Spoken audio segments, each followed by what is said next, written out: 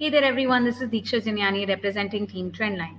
And this week we are going to talk about the Adani Holcim deal. So, Adani Group is set to buy ACC and Ambuja Cements for a whopping $10.5 billion or roughly 81,000 crores.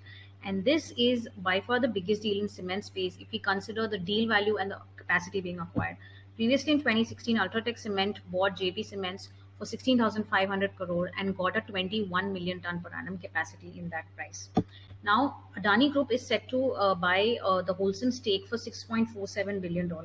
So, Holcim holds a 63% stake in Ambuja Cements, and Ambuja Cements in turn holds a 50% stake in ACC.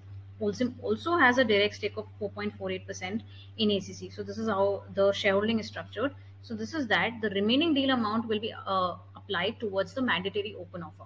So, according to the takeover regulations of 2011, any acquirer purchasing 25% or more share capital of a target company has to issue an open offer of 26% share capital for the public shareholders of that company. So, accordingly, Adani Group will also offer to buy 26% shares of the public shareholders of both ACC and Ambuja Cement at a preset price. So the price set for Ambuja Cements is 385 and for ACC it's 2300 rupees. And the price basically this translates to a 7 to 9% premium on the closing price of May 13th. And this price is applicable for both the Holcim stake as well as for the open offer that ACC and Ambuja have issued. So now, why is Holcim actually exiting the India cement business after being in this country for 15 years? So the group is actually looking to accelerate the growth of its sustainable businesses in the next 5 years, and that is one of the reasons that it has sold off its cement assets in countries like Russia, Brazil, and Sri Lanka, and India is the next. So it actually generates 25% of its carbon emissions come from India. So this deal will definitely help it cut down on its carbon footprints in the years to come. So now let us and there's one more fact over here that the company will not have to pay any capital gains tax on this deal. Can you believe that? But it is true. This is because the India Netherlands bilateral tax treaty applies to this deal. However, if there is any future claim or any obligation arising out of any litigation, that falls directly on the Adani Group. So now we should come to the question whether Adani Group has the wherewithal to fund a deal like this. So Adani Group is actually going to infuse just $3 billion in equity, and the rest of the amount is going to be funded by foreign banks like Standard Chartered and Deutsche Bank, if reports are to be believed. And this group is already quite highly levered. If we go by the long-term debt to equity ratio of the top five Adani Group companies. In fact, according to a report, the gross debt of this group crossed 2 lakh crore in FY22, which is up 40%. If we come to the interest coverage ratio of some of the companies of Adani Group, at least three companies have an interest coverage ratio of 1.5 to 2 times, which is not exactly a great figure for you out there. And another thing to note here is that almost all the top companies have promoter pledge on them. So basically, you have companies like Adani Power and Adani Ports, which have a promoter pledge percentage of more than 10%. So also a red flag for you out there. Now coming to the free cash flows generated by this group. So the Adani Group, which basically consists of the 7 listed companies, that's what I'm talking about. The free cash flows of this group fell a whopping 40% year on year in FY22 to 7,500 crores. And this is primarily because of the higher capex undertaken by the flagship company, which is Adani Enterprises. And this is one of the reasons that Adani Enterprises generated a negative free cash flow of 10,000 crores. See, if you notice, the annual average free cash flow of this group works out to be somewhere around 9,400 crores, considering FY20 to FY22 figures. So basically, if we consider that the group is, generating a free cash flow of roughly 9,000 crores for next couple of years, then it's basically going to spend 9 years worth of free cash flows on just this deal, which will cost it around 81,000 crores. So that's the figure and timeline out for you there.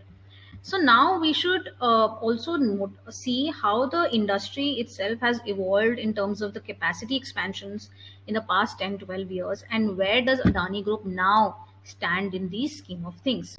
So A- Adani Group will now hold around 12% share in terms of the total manufacturing capacity as of FY22, and it will be next only to Ultratech Cement, and hence claim the number two spot directly with the help of his deal.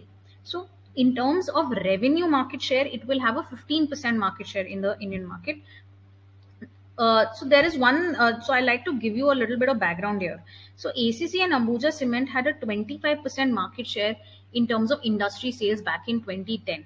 However, these companies have steadily lost market share to its other peers because of slower capacity expansions. So while its other peers grew their capacities at 10% CAGR between FY11 and FY22, the capacities for these two companies grew at a snail's pace, which is around 1.5 to 2% only. So while now that Adani Group comes to the helm of affairs for these companies, the fortunes of these companies could definitely transform from here on, because Adani Group is looking to double the capacities of these companies in the next 5 years. That and if it does manage to achieve this goal that it has set, then the manufacturing capacities of ACC and Abuja combined will be close to that of the market leader, which is Ultratech Cement. Yes, you heard that right. So now the only point here is that the Adani Group is already taking around 58,000 crores of debt to acquire the Holcim stake, according to news reports. And making, doubling the capacity of ACC in Ambuja will require around 28,000 to 30,000 crores. So it will have to employ debt for that also. So it is going to be a costly affair for the Adani Group, basically executing this plan. So now let us see what are the possible synergies that can arise out of this deal for both Adani Group and ACC and Ambuja. So see, firstly, ACC and Ambuja will not have to pay the annual royalties that they pay to Holcim, and they'll save around like 300 crores on that.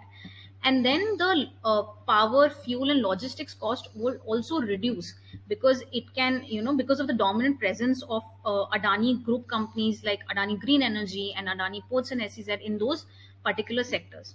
See, since last few years, cement companies have been trying to increase the share of green power in their energy mix so that they can cut down on their coal and hence save costs. And now that coal and petcoke have become dearer in FY22, the need to increase the green power is much more important now. They need to increase that share much faster now. So that is where they can take the help of Adani Green Energy, which can install wind power and solar power projects at a much lower capital cost. And it's not just capital cost; there will of course be energy cost savings that will accrue to ACC and Ambuja later on. Now there are some benefits if ACC and Ambuja Cements also merge later on. So see, the EBITDA per ton of ACC is around 20% lower than that of Ambuja Cements. So if both the companies combine, then on a group level they will have higher cost efficiencies, and they'll make a higher EBITDA of at least 900 crores if we apply a EBITDA per ton of 1200 to 1300 per 1300 rupees to the group as a whole. So that's one saving for you. And then Adani Group also saves on material costs. So because see, cement is a essential material for any infrastructure project, and Adani Enterprises is involved in many infrastructure projects like road, rail, and metro. So let me give you a simple example. So to build a 7-meter wide and 1 kilometer long concrete road, you need 1,000 tons of cement, which translates to 20,000 bags of cement.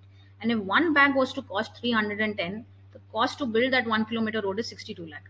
And since Adani Group will consume the cement at cost of production itself and save on the profit margin that it would have otherwise paid to the external vendor, the savings translate to 15 lakh per kilometer of road built. And now that, say, suppose it has already three separate projects from NHAI, which is for a 650-kilometer long highway. So it ends up saving 100 crores on just these three projects. And this is not the end. There will be many such projects coming, going forward for Adani Group. Now let us see if the timing is right for this deal. So see, the cement sector itself has been reeling from high energy costs due to higher thermal coal and petcoke costs. So it is not just the energy costs; it's also flat volumes which have plagued this sector. So the volumes were flat in last quarter because of seasonal unseasonal rains, and this quarter Q4 FY22 being a peak season was also slow for all the cement companies. So it's subdued demand and higher energy costs, which have led to contraction in EBITDA margins of these companies.